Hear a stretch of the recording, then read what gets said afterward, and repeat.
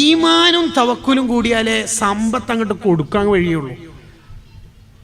കാരണം ഈ സ്വതക്ക ചെയ്യാൻ കീശയെ കേടുമ്പോൾ ഒരുപാട് പിശാചുക്കൾ കൈ പിടിച്ചു വെക്കും. അതുകൊണ്ടാണ് 500 കൊടുക്കാന്ന് വിചാരിച്ചെടുത്തുന്ന അതിന്റെ ബേക്കിലേക്ക് പോകും 50. നിങ്ങൾ കീശയെ കേട്ടിട്ട് 2 നോട്ടൊക്കെ എടുത്ത് 500 50 എങ്ങനെ 50 ഇടാനേ വിടൂ പ്ലീസ്. അത് ഭയങ്കര സംഭവം. പക്ഷെ ഈ 500 കാരണം കഫംപുടയിൽ കീ ഇടണ്ട, കീശ ഉണ്ടാ ഇല്ലല്ലേ? കീശ ഉണ്ടാ കഫംപുടക്ക്? ഇല്ലല്ല, ഒന്നും കൊണ്ടുപോകാൻ കഴിയില്ല. കഫംപുടക്ക് കീശയില്ല, അലമാറ മറ്റേ കബറിലില്ല, ഒന്നുമില്ലല്ലോ. അതുകൊണ്ട് നമ്മൾ ധാരാളം സ്വതക്കുന്നവരാണ്. എല്ലാ ദിവസവും എന്തെങ്കിലും സ്വതക്കയാണ്. അതെങ്ങനെ കഴിയുക? സ്വതക്ക ചെയ്ത ദിവസം മരണപ്പെടുമ്പോൾ ആ സ്വതക്കത്ത് തദുഫൻ മീത്തത്തി സൂന, മോശം മരണം ഉണ്ടാവില്ല. അപ്പൊ എല്ലാ ദിവസവും സ്വതക്ക ചെയ്യുക.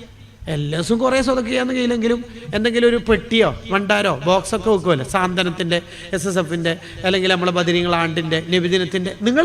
നിങ്ങൾക്ക് ഏതാണോ നല്ലത് എന്ന് തോന്നുക അതിന്റെ ഒരു ഭണ്ഡാരോ ബോക്സ് സ്ഥാപിച്ചോ. എന്നിട്ട് എല്ലാ ദിവസവും 1 രൂപ, ഒരു 2 രൂപ, എന്തെങ്കിലും ഒരു 10 രൂപ ഇട്ടോളി.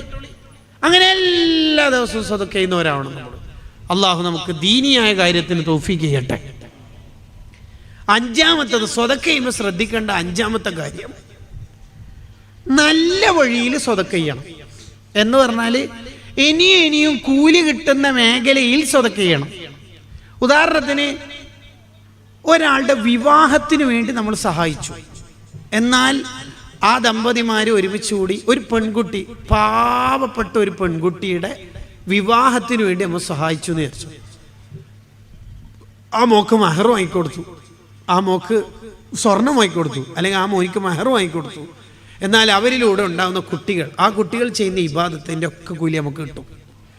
ഒരു മനുഷ്യൻ ചെയ്യുന്ന സ്വതക്കയിൽ ഏറ്റവും കൂടുതൽ കൂലി കിട്ടുന്നത് തൻ്റെ സഹോദരന്റെ സഹോദരിയുടെ വിവാഹത്തിന് വേണ്ടി സഹായിക്കുന്നതിനാണെന്ന് ഇമാം ഷഹറാനി റളിയല്ലാഹു അൻഹുവിന്റെ അൽ അൻവാർ ഫി സുഹ്ബത്തിൽ അഖ്യാർ എന്ന കിതാബിൽ കാണാം. ഒരു ഷർട്ട് വാങ്ങിക്കൊടുത്തിട്ടെങ്കിലും കൂട്ടുകാരുടെ കല്യാണത്തിന് നമ്മൾ സഹായിക്കണം. കാരണം ലോകത്ത് ഏത് സൂഫിയും ഏത് ആലിമും പിറവിയെടുക്കണമെങ്കിൽ കല്യാണം കഴിക്കണ്ടേ? അതാണ് ആ കൂലിയുടെ കാരണം. അപ്പോൾ ദേവർഷോല ഉസ്താദിന്റെ ഒക്കെ കൂലി ആലോചിച്ച് നോക്കിയേ. സുബ്ഹാന റബ്ബി, അവിടത്തേക്ക് അള്ളാഹു ആഫിയത്ത് വർദ്ധിപ്പിച്ചു കൊടുക്കട്ടെ. സ്വതക്കയുടെ കൂലി നോക്കുമ്പം അതുകൂടി പറഞ്ഞ ആ സംസാരം നിർത്തുന്നു. 5 തരത്തിലാണ് സ്വതക്കന്റെ കൂലി ഉണ്ടാവുക. ഒന്നിന് 10 കൂലി കിട്ടുന്ന സ്വതക്ക. ആരോഗ്യമുള്ള ആൾക്ക് സ്വതക്ക കൊടുത്താൽ 1-ന് 10 കൂലിയാ. നമ്മളിങ്ങനെ ഒരാളുടെ കൂടെ യാത്ര ചെയ്യുമ്പോൾ സുഹൃത്തിന് ഒരു ലൈം സോഡ വാങ്ങിക്കൊടുത്തു, 10 ലൈം സോഡ വാങ്ങിക്കൊടുത്ത കൂലിയാ. പിന്നെ ഫോൺ വിളിച്ചാൽ ചോദിക്കരുത് അന്നത്തെ 10 ലൈം സോഡ എങ്ങനെ ഉണ്ട്, അത് ചോദിക്കണ്ട കേട്ടാ, കൂലിയാ പറയണത്. ആരോഗ്യമുള്ള ആൾക്ക് സ്വതക്ക കൊടുത്താൽ 10 കൂലി. ഇനി രോഗമുള്ള ആൾക്ക് സ്വതക്ക കൊടുത്താലോ 90 കൂലി. ഖത്തീബ് ഉസ്താദ് പറഞ്ഞു, കാഴ്ച കുറവുള്ള ഒരു മനുഷ്യൻ പുറത്ത് സഹായത്തിനുണ്ട്, നിങ്ങൾ പറ്റുന്നവരൊക്കെ കഴിയുന്ന പോലെ സ്വതക്കണം. 1 രൂപ കൊടുത്താൽ തന്നെ 90. കൂട്ടിക്കോ, നല്ലോണം കൂട്ടിക്കോ. ഒരു 10 ആണെങ്കിൽ ആലോചിക്ക്, ഒരു 500 പേർക്ക് കൊടുത്താൽ ഇൻറ്റു 90, വെറുതെ ആലോചിക്ക്. അസുഖമുള്ള ആൾക്ക് കൊടുത്താൽ 90 കൂലിയ. അതാണ് 2ാമത്തത്. 3ാമത്തത്, കുടുംബക്കാരിലെ പാവപ്പെട്ടവർക്ക് സ്വതക്ക കൊടുത്താൽ 900 കൂലിയാണ്. നമ്മൾ ഫസ്റ്റ് പരിഗണിക്കേണ്ടത് ആ ഒരു ഏരിയയും കൂടിയാണ്, കുടുംബത്തിന്. ചില ആൾക്കാർ കുടുംബത്തിനൊന്നും കൊടുക്കൂല. ഉദാഹരണത്തിന് ഒരു 1000 രൂപ തരാൻ പറ്റുന്ന 5 ആൾ കൈവക്ക്, അത്ര ഒരാൾ കൈവക്ക്. എന്താ പേര്? സക്കരിയ ഹാജി. ഇവിടെ അങ്ങനെ ഇല്ലല്ലോ, പേരില്ലല്ലോ. ഉണ്ടാ? ഇല്ലാത്തതുകൊണ്ട് തന്നെ പറഞ്ഞത്, വെറുതെ ചൊറാക്കണ്ട. അപ്പൊ അയാൾ ഇങ്ങനെ പേര് തരുമ്പോൾ കറക്റ്റിന്റെ അപ്പുറത്തുനിന്ന് പെണ്ണുങ്ങൾ കണ്ട്, മൂപ്പര് നമ്മളെ മാപ്പിളല്ലേ, മൂപ്പര് 10,000 രൂപ ഉസ്താദിന് കൈവല് സ്വതക്ക കൊടുക്കുന്നുണ്ടല്ലോ, മിന്നാന്നല്ല അണ്ടിപ്പരിപ്പ് വാങ്ങാൻ പറഞ്ഞ പൈസ ഇല്ലാന്ന് പറഞ്ഞേ. അങ്ങനെ ആവരുത്. Charity begins at home. സാന്ത്വന പ്രവർത്തനം ഫസ്റ്റ് തുടങ്ങേണ്ടത് വീട്ടിൽ നിന്ന്. ചില ആൾക്കാർ ഭാര്യക്ക് ഒന്നും വാങ്ങിക്കൊടുക്കൂല, ഭാര്യനോട് മര്യാദയ്ക്ക് വർത്താനം പറയൂല. കസ്റ്റമർ കെയർ പെണ്ണാ ഫോൺ എടുത്തിനെങ്കിൽ അറിയുന്ന ഓഫറിന് ചോദിച്ചോണ്ടിരിക്കും. ഭാര്യ ഫോൺ വിളിച്ചാൽ പറയും വാട്സപ്പിൽ അയച്ചാൽ മതി. അത് ഭയങ്കര പ്രശ്നമാണ്, അത് പറ്റൂല. 900 കൂലിയ കുടുംബത്തിന് സ്വതക്ക കൊടുത്താൽ. ഒരു മനുഷ്യൻ ആഖിറത്തിലെത്തുമ്പോൾ നന്മന്റെ തട്ടിൽ ആദ്യം വെക്കുന്നത് അന്നഫഖത്തു അലൽ അയാൽ, കുടുംബത്തിന് വാങ്ങിക്കൊടുത്തതാ. വത്തക്ക, ഫ്രൂട്ട്സ്. ഇടയ്ക്ക് അങ്ങനെല്ലാം ഭർത്താക്കന്മാർ വാങ്ങിക്കൊടുക്കണം. ഇടയ്ക്ക് ടൗണിൽ നിന്നെല്ലാം പോകുമ്പോൾ ഭാര്യനോട് പറയാ, ഇന്നൊരു സാധനം എനിക്ക് വാങ്ങിയിട്ടാണ് വരുന്നത്, അങ്ങനെ കൊടുക്കണോ? നാലാമത്തെ സ്വതക്കന്റെ കൂലി 1,00,000 കൂലി കിട്ടും. അതായിരിക്കാം ഉപ്പാക്കും ഉമ്മാക്കും സ്വതക്ക കൊടുത്താൽ. സുബ്ഹാനല്ലാഹ്. ഉപ്പാക്കും ഉമ്മാക്കും സമ്പത്ത് ഉണ്ടാവട്ടെ ഇല്ലാതിരിക്കട്ടെ കൊടുക്കണം. 1,00,000 കൂലിയാണത്. അത് ഉപ്പിയും ഉമ്മയും മരിച്ചു കഴിഞ്ഞാൽ നമുക്ക് അത് കിട്ടൂലല്ലോ. അത് അവരുടെ പേരിൽ കൊടുക്കലല്ലേ നടക്കുള്ളൂ. നേരിട്ട് അവർക്ക് കൊടുക്കണം. അള്ളാഹു തൗഫീഖ് ചെയ്യട്ടെ. അഞ്ചാമത്തത് സ്വതക്കന്റെ കൂലി. അഞ്ചാമത്തത് നോക്കുമ്പോൾ 9,00,000 കൂലി കിട്ടും. ആർക്ക് കൊടുത്താലെന്നറിയാം? ഇൽമിന്റെ അഹ്ലുകാർക്ക് കൊടുത്താൽ. ഇൽമിന്റെ അഹ്ലുകാർക്ക് സ്വതക്ക കൊടുത്താൽ എന്തിനാ ഇത്രയും കൂലി എന്നൊരു ചർച്ചയുണ്ട് ഗ്രന്ഥത്തില്. അതിന് മറുപടി അവരേറ്റവും ടോപ്പിലെ അത് ചെലവാക്കുള്ളൂ. ഒരു മുത്തഅല്ലിം 5ാം വർഷം ദഅവാ കോളേജിൽ പഠിക്കുന്ന ഒരു കുട്ടിക്ക് 500 രൂപ കൊടുത്ത ഓനാണെങ്കിൽ 2ാം ഭാഗം മഹല്ലി വാങ്ങാൻ പൈസയിലായിട്ട് ഇങ്ങനെ നിൽക്കുകയാണ്. ഷറഉൽ മിൻഹാജ് കൻസുർ റാഗബീന് ഇമാം മഹല്ലി റഹ്മത്തുള്ളാഹിയുടെ അപ്പോഴാ 500 രൂപ ആരോ കൊടുക്കണത്. അതും ആ പൈസ കിട്ടിയാൽ മൂപ്പര് ആ കിതാബ് വാങ്ങും. ആ കിതാബ് കൊണ്ട് മൂപ്പര് എത്ര പഠിക്കും. അങ്ങനെ മൂപ്പര് ഒരു മുദരിസായി 1000ങ്ങൾക്ക് ചൊല്ലിക്കൊടുക്കും. അതിൻ്റെ ഒക്കെ കൂലി നമുക്ക് കിട്ടും. അതാണ് ഇൽമിന്റെ അഹ്ലുകാർക്ക് 9,00,000. ഈ ആശയം ബഗിയത്തുൽ മുസർഷിദീൻ എന്ന കിതാബിലുണ്ട്.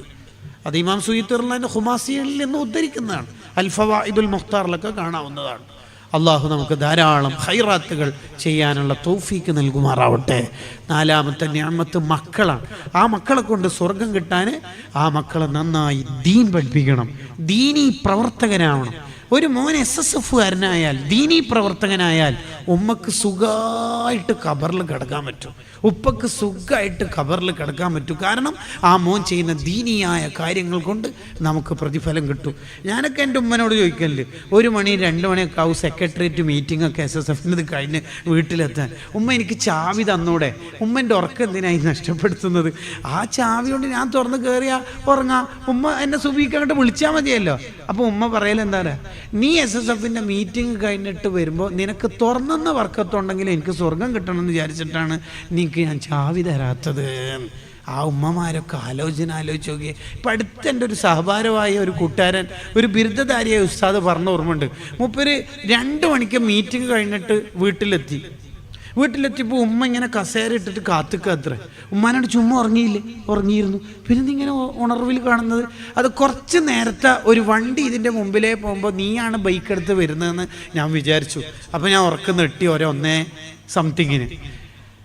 അപ്പോൾ നോക്കുമ്പോൾ നീയല്ല, അപ്പുറത്തെ വീട്ടിൽ ആരോ ആണ്. അങ്ങനെ ആ വഴിക്ക് അവർ പോയി. പിന്നെ ഞാൻ ചിന്തിച്ച് ഞാൻ ഇനി ഉറങ്ങിയാൽ എൻ്റെ മോനെ ദീനിയായ കാര്യം ചർച്ച ചെയ്തിട്ട് വരുമ്പോൾ പുറത്ത് കുറച്ച് സമയം നിൽക്കേണ്ടി വരുമോ, ഞാൻ ഉറങ്ങിപ്പോകുമെന്ന് പേടിച്ചിട്ട് കുറച്ച് നേരം ഉറക്ക് പിടിച്ച് നിൽക്കുകയാണ്. അങ്ങനെ മക്കളെ വളർത്തിയവരാണ് ഇന്നിൻ്റെ SSFകാരായ കൂട്ടുകാരുടെ ഉമ്മമാർ.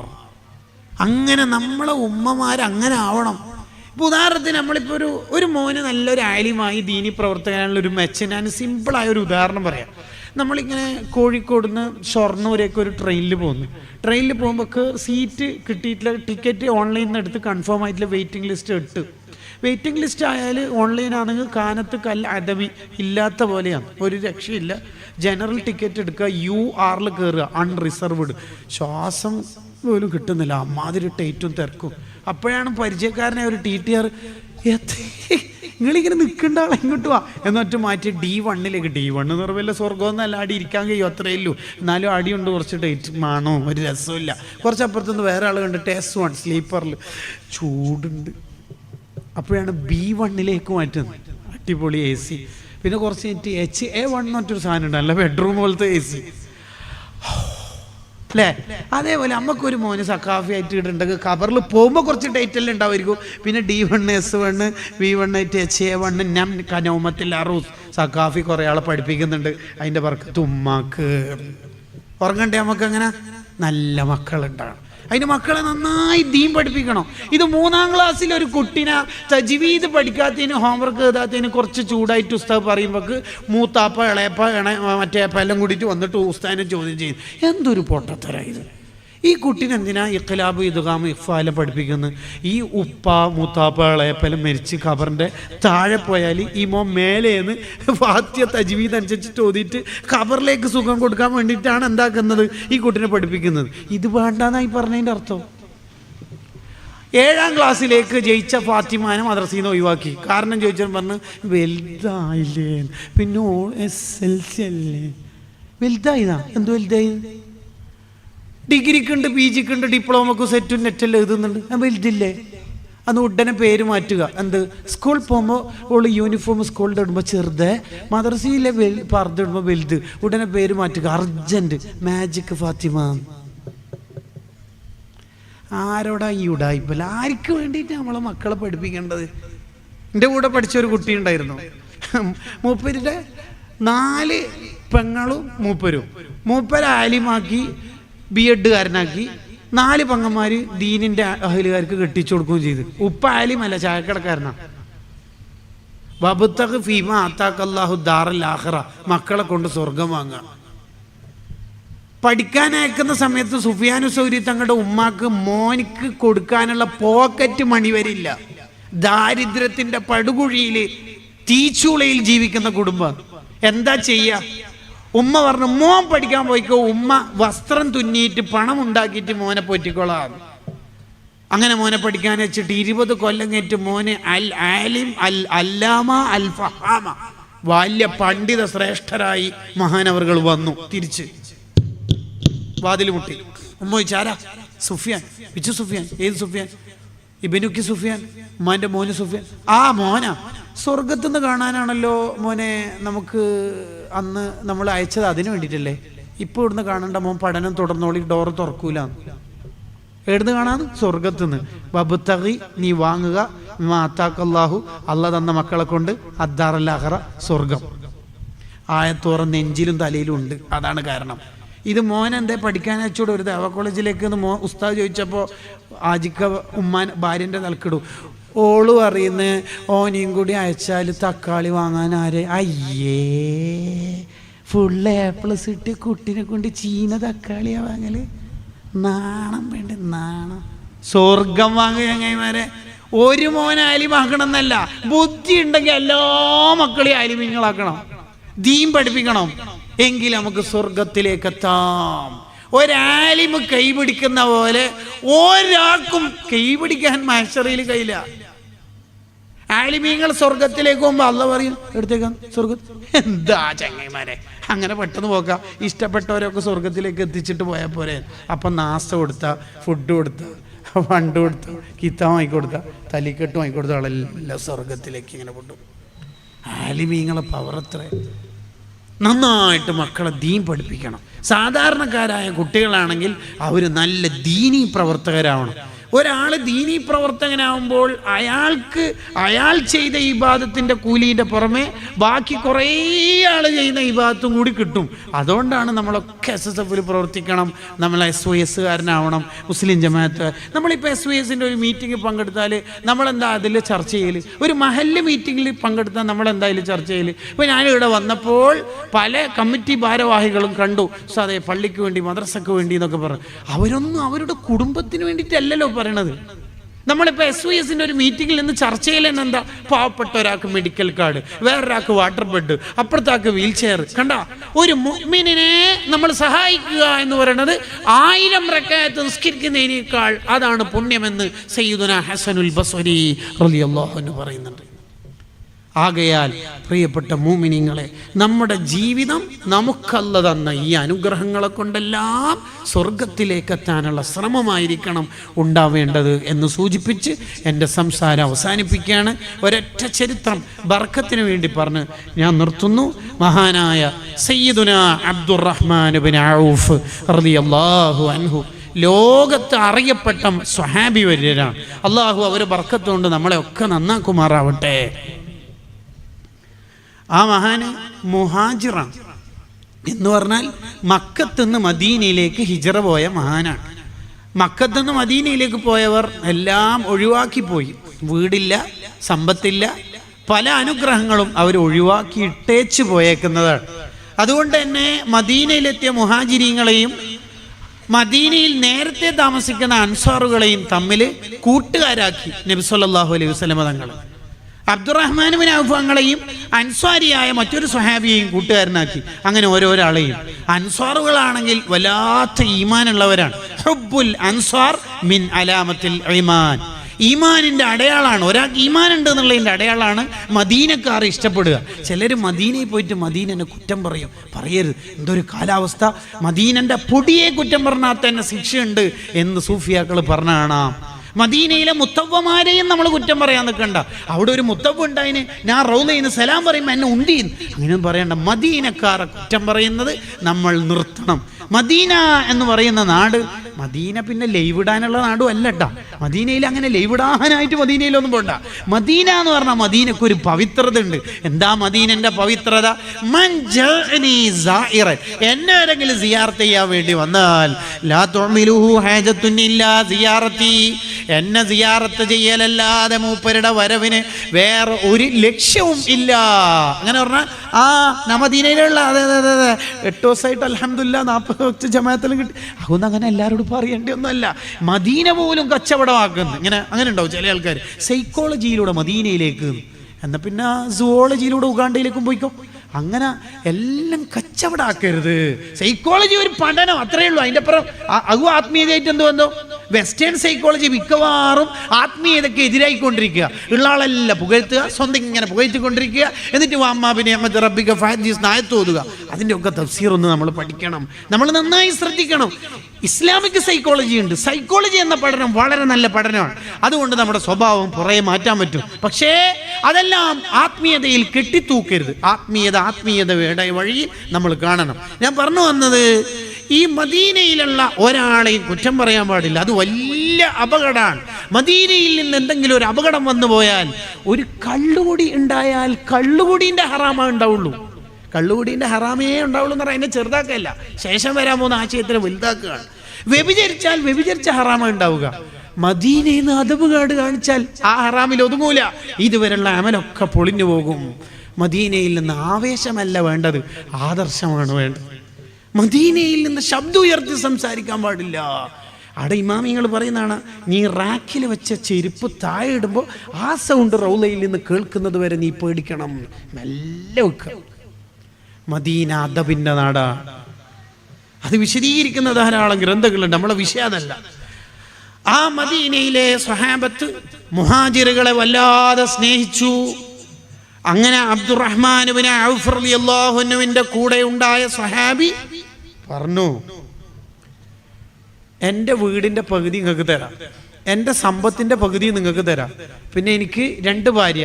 ഒരു ഭാര്യ നിങ്ങൾക്ക് തരാന്നല്ല, നിങ്ങൾക്ക് കണ്ടിട്ട് ഇഷ്ടപ്പെടുന്ന ആരാണോ ആ ഭാര്യ ഞാൻ തൊലാക്കല്ല എന്ന്. യാ ഈമാനെ, ആലോചിച്ച് നോക്കിയേ, ഒരു സാഹോദര്യം.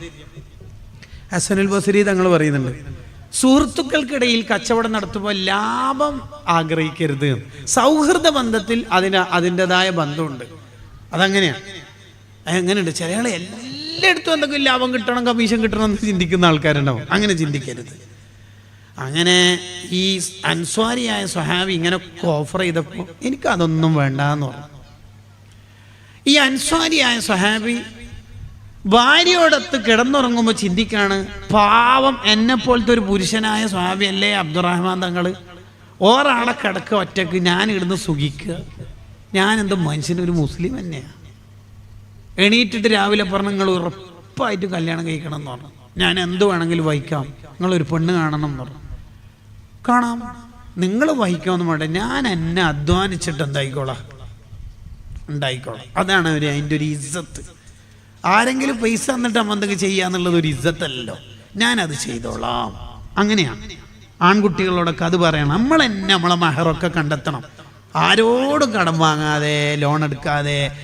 മക്കൾ നന്നാവാനുള്ള ഏറ്റവും നല്ല വഴിയാണ് ഭാര്യക്ക് കൊടുക്കുന്ന മഹറും ചെലവിന് കൊടുക്കുന്ന പൈസയും പ്യുവർ ശുദ്ധിയായ പണത്തിൽ നിന്നായാൽ മക്കൾ സ്വാലിഹീങ്ങളാകുമെന്ന് ഹുസ്നു തനബ്ബുഹ് ലിമാ വറദ ഫി തശബ്ബുഹ് എന്ന കിതാബിലുണ്ട്. അല്ലാഹു തൗഫീഖ് ചെയ്യട്ടെ. ചില പ്രായമുള്ളവരൊക്കെ ആമീൻ പറയുന്നുണ്ട്, മഹർ എപ്പം കൊടുക്കാനാന്നിനി